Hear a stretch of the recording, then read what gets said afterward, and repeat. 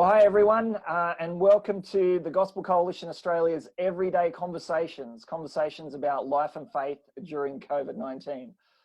My name's Arcos Ballog, I'm the CEO of the Gospel Coalition Australia, and I'm joined here today with two guests, Steve McAlpine and Murray Campbell, and I'll just hand it over to them. They'll just quickly introduce themselves and then we'll begin our conversation.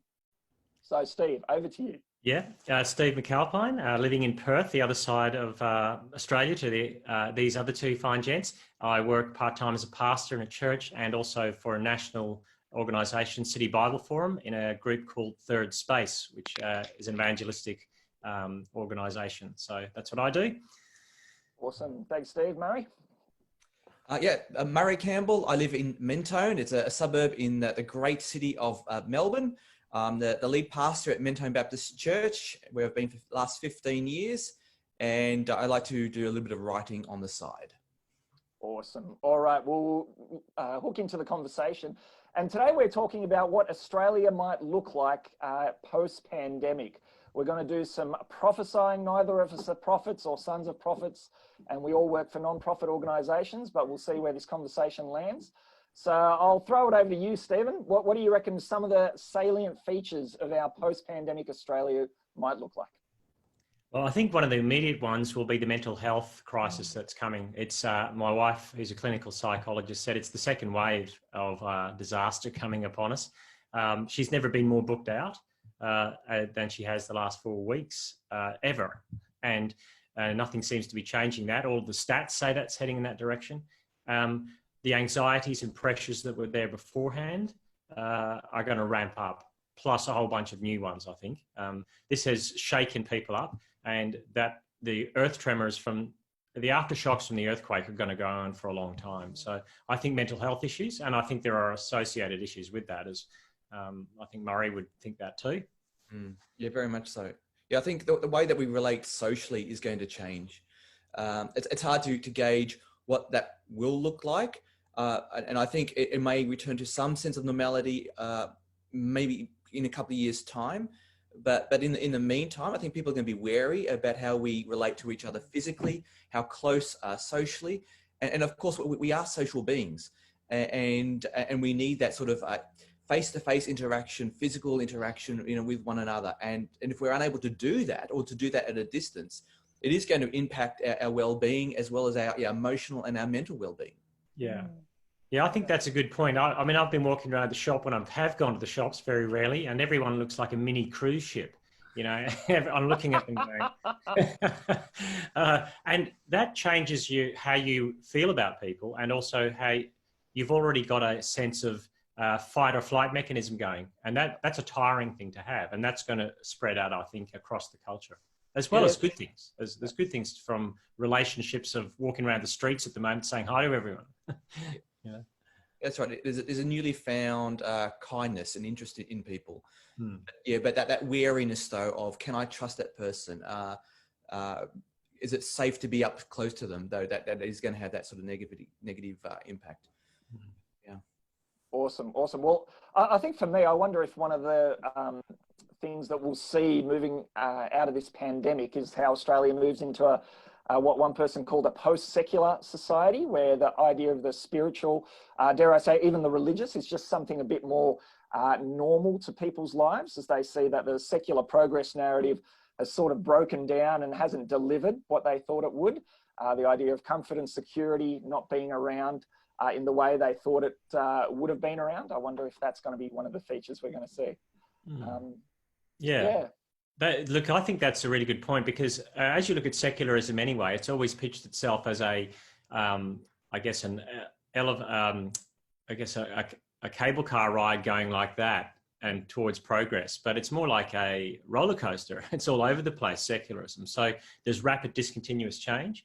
So the secular narrative, the spell's been broken because something's happened to us that we couldn't predict, that has knocked us back. It feels like a game of snakes and ladders more than a cable car in that sense, that we go up and then we go down, and that's going to push people back into, is this secular confidence as confident as it should be? Sorry, you go, Murray. Yeah, I was going to say, it's a reminder that we we're not sovereign. We don't have control over tomorrow. And that's a good reminder as well, I think, on this idea that we can create a path forward with certainties. We know where we're going. We know what we want in life. And this rudely interrupted all of this. So perhaps it is, and I pray that this is the case, that God uses it just to shake us up and say, hey, there are bigger questions that we need to address. And perhaps people will start to be thinking about God. Is there a God? What does this God look like? So it's a great opportunity for Christians to be listening, to be asking questions, and to be ready to answer questions that people have. I do wonder though, like part of me thinks, it makes sense that might be what God's using the pandemic for. It makes sense that this would happen, that people would feel this way after being shaken up by the pandemic. But do you guys see any evidence of this, either, in the media or anecdotally? Look, I'm not sure yet. And I think you go through these issues, and I think we'll trough out to a whole sort of depression thing for a while. So, it could be that we, it pushes us back onto deeper spiritual issues, or it could push us back into the last days in Hitler's bunker, where everyone's sort of drinking champagne, waiting, fatalism. It could push us into fatalism at some level, because the spiritual response of a deep-rooted spirituality, say in the gospel, isn't necessarily the only outcome. I think there'll be a swing to either direction, I think. Yeah, and I think that's fair as well. My assumption is that human nature doesn't change. So the way that we were thinking, the attitudes we have prior to the pandemic are likely to be the ones that we at least try to carry through to the other end. But I also believe that the gospel remains good and true and powerful, and that perhaps God in his grace can use something like this. So whether he does or not, I don't know yet. But that's the way I'm praying. And I think that's the way I'm talking with my non-Christian friends as well. And as I gauge that they are really struggling, both mental health, asking questions, where do we find security? Where do we have certainty in this life? I mean, these are just some of the friends that are close to me, so I can't speak broadly. But at least some of them are beginning to ask questions. And I think we need to be ready to give an answer when those questions do arise. And just trust God with it. We'll see what God's going to do with it. And do you think there's a sense too that the church, this is going to change how we do church? There's no way that it can't change how we do church. And maybe if you go to, when the Chinese church had to go through the Cultural Revolution, one of their lines was, we should delete everything that is not necessary in order to survive. I wonder what we will find is or isn't necessary. And I wonder, never waste a crisis. I wonder how the church will change. Because one of the things I've noted both in secular and in church setting is people felt, even in lockdown, a guilty pleasure that the pace of life had slowed down. And people don't, I shed a little tear when I heard we could get back in groups of 10, 20, because I went, that could ramp the pace up again. I was speaking to somebody yesterday who was saying that their calendar is becoming full again, and they were lamenting that that's going to speed the pace of life up. Yeah, okay. So what other changes do you gentlemen see happening in post-pandemic? Any other thoughts as we've just hit halfway in our conversation? Any other thoughts as to what changes might be ahead? The China relationship to the world and to Australia, and our reliance on it in the education sector. So Chinese money has propped up an education sector here in tertiary education. It's big business education. It's our third biggest export, tertiary education. That's not going to continue, and that will change the nature of what education will have to do at the tertiary level. It feels a bit bloated. Last year, the ALP challenged the government and said, something could come down the line that could absolutely shake up the education sector, and we've got too much investment in one or two big countries. We need to change. And you went, that'll never happen. Here we are. And so university is going to have to take a good, long, hard look at itself. It's administratively heavy, and it's a big sponge. It's soaked up a lot of money that may not have been used as well as it could have been.